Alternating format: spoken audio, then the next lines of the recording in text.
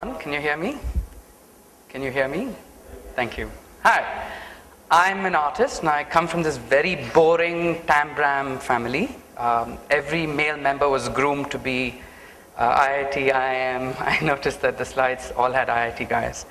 So we were actually tucked into bed with Piskunov and Iridov. Those who went to IIT will know who these are. Hardcore Russian physics textbooks. But my mom is very different. My mom is a hippie. She taught me how to love. She said, all you need is love.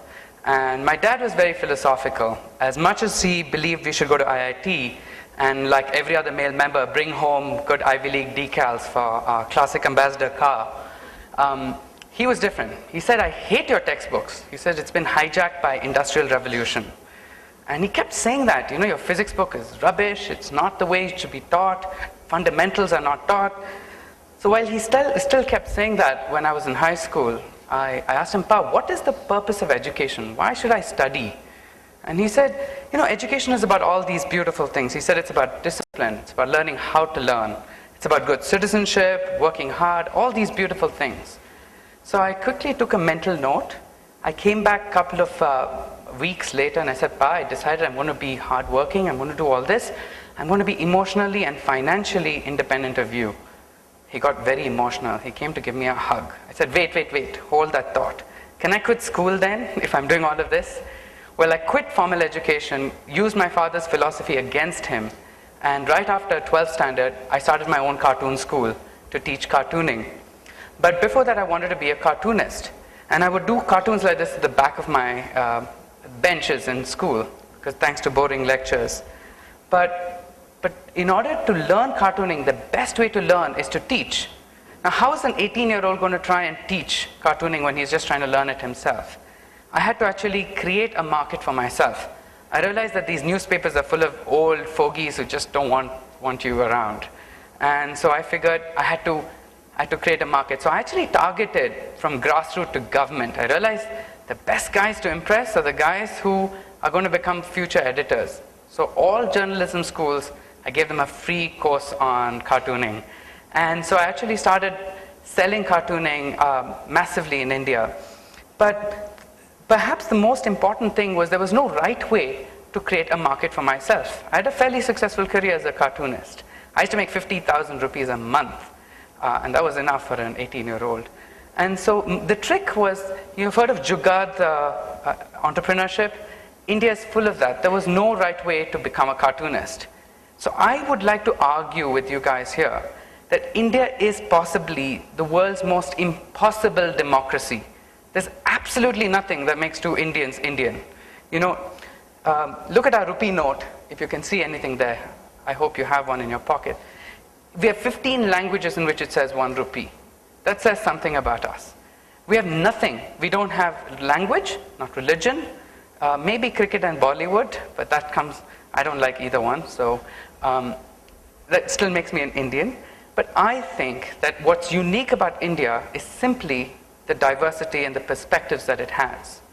And if it is this hotbed of exposure, why is it not the most creative place on planet Earth? In fact, Winston Churchill said India is as much of a nation as the equator is a nation. It's really nothing. It's an idea of a country. So I recently got a chance to meet the President of the United States, and I was not supposed to speak, but I spoke out of turn for 30 seconds. I said, President, everyone comes to your country and joins the melting pot. They become an American.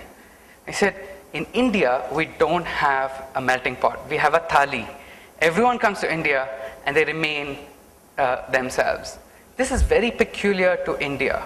This is a place where I went to school, to a Christian school. I'm a Hindu boy in a Muslim neighborhood, and I'm sure you guys have the similar upbringing. In fact, if that is the case, then I would like to argue that we are the most exposed creatures on planet Earth.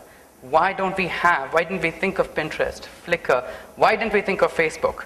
Because exposure leads to creativity. Why hasn't this come out of India? And I have some hypotheses, and I want to try and throw them at you. The first is we don't understand creativity. Creativity is often understood as the act of creating. And the problem is the act of creating is a very thin slice in the bandwidth of creativity. If you look at the bandwidth of creativity, we have collecting, curating, remixing. We have all of these copying, which are very valid forms of creativity. And we just jump right into creating. In fact, I think the Apple generation made a big mistake. It made all of us creators, except there was so much bad creation, now we're trying to sift through all of that. The art world figured out that curation was very important way before technology caught up. So in fact, how many of you know about Pinterest? Nobody here? You guys? Okay, thank you. Quite a bunch of you. So Pinterest is based on two basic assumptions. I'm very close to the founder, and we discussed this way before it even happened.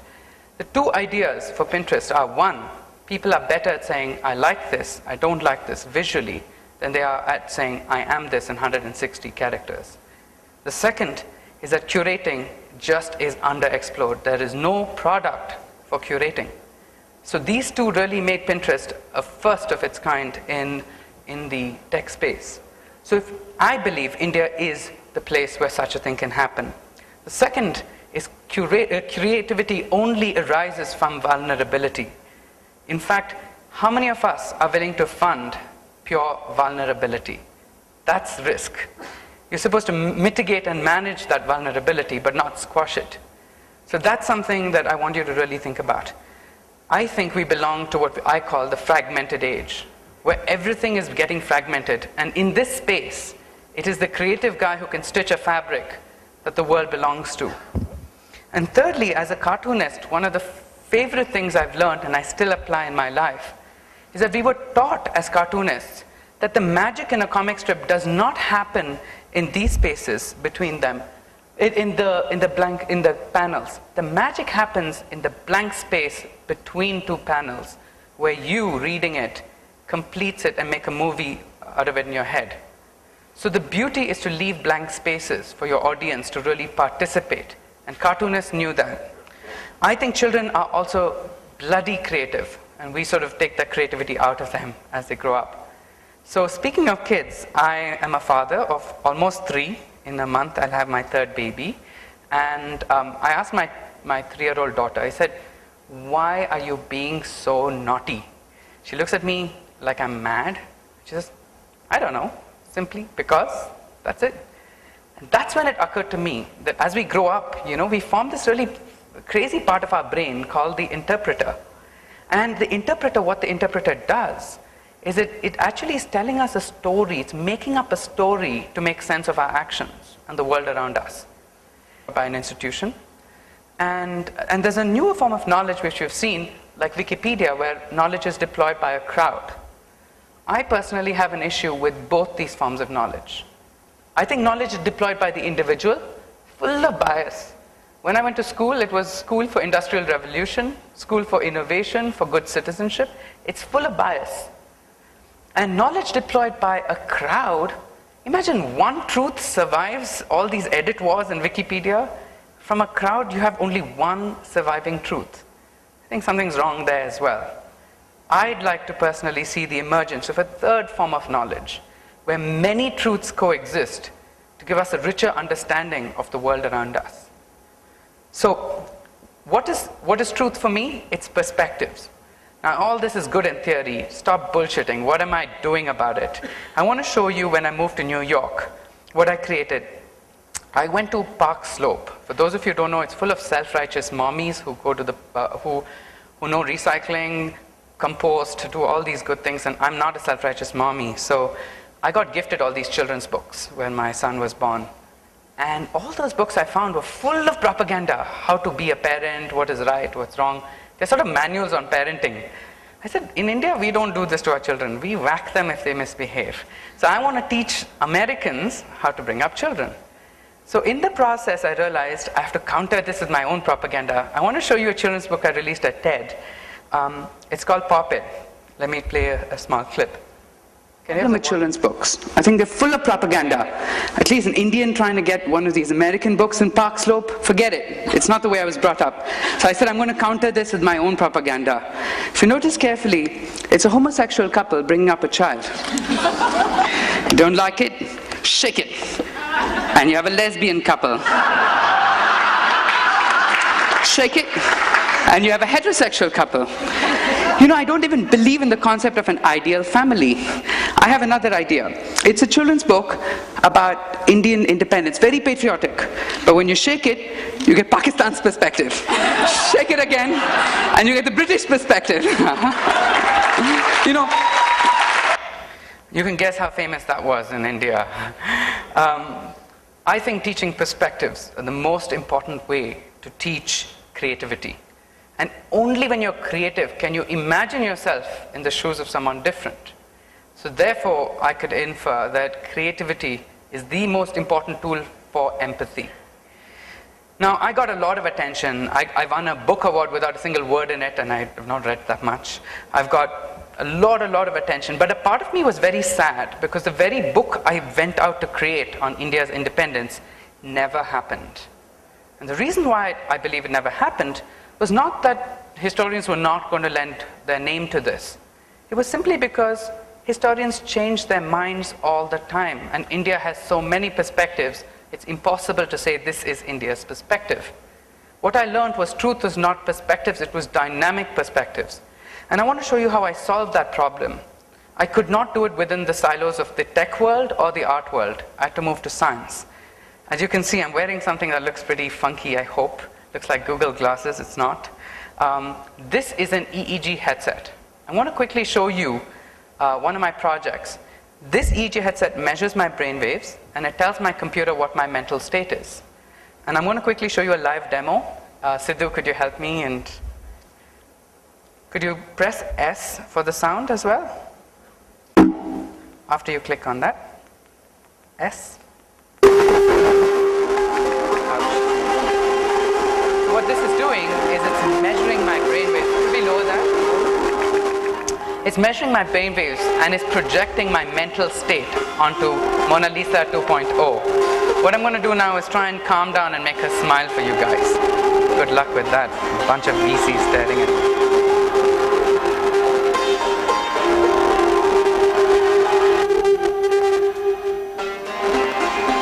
Any luck? There you go. Thank you. Guts to think I could stand here and smile in front of you guys. Could we go back to thank you? I want to quickly show you some of the other art projects I'm working on with this hacker Sean Stevens from NewView.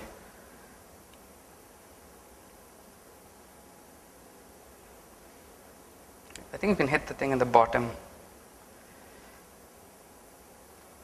Left. The third one. Yep. Thank you. This is Sean Stevens. This is a work I made for people who love Gandhi and hate Gandhi. Use your brainwaves to keep him smiling. Everyone's getting along.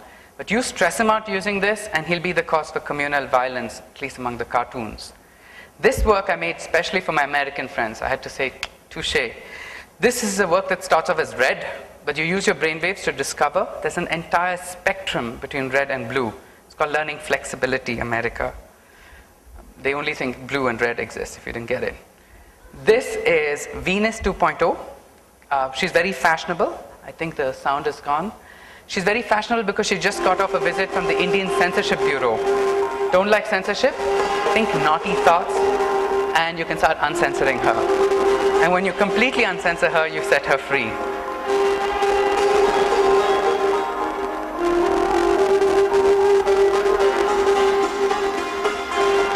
So why am I using brainwaves?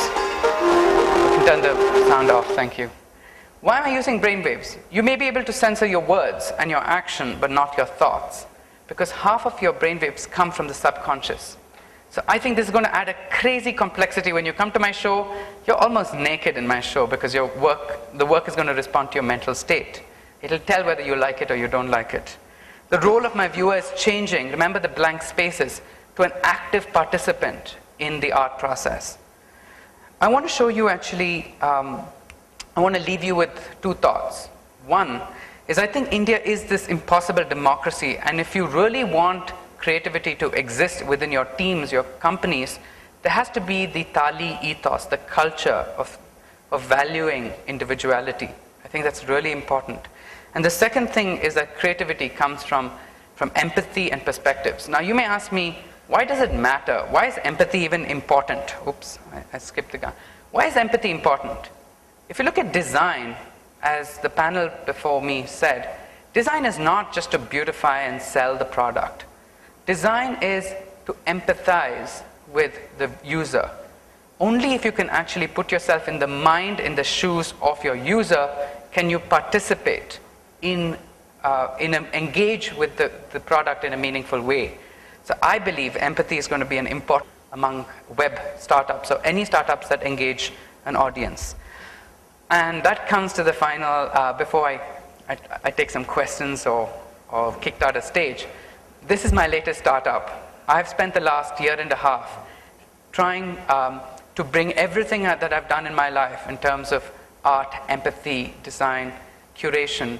And I've coined a new term called collaborative curation. It's not curation, it's not collaboration.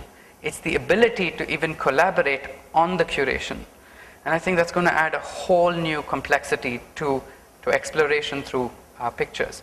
We're consuming more pictures than ever before in our history with our phones and all of that. But the problem is we're desensitized to the fact that pictures are only flat perspectives on life. So my dream is to create a completely new way of engaging with the world through pictures. It's on stealth mode, so I can't talk too much about it, but I'm happy to chat later. I want to leave you with one thought. You know, I have another baby, I said, due. And I think, what kind of bubble do I want to bring up my child in? And I cannot promise my child a life without bias. We're all bloody biased, we are Indians, come on. But I promise to bias my children with as many perspectives as possible. Thank you so much.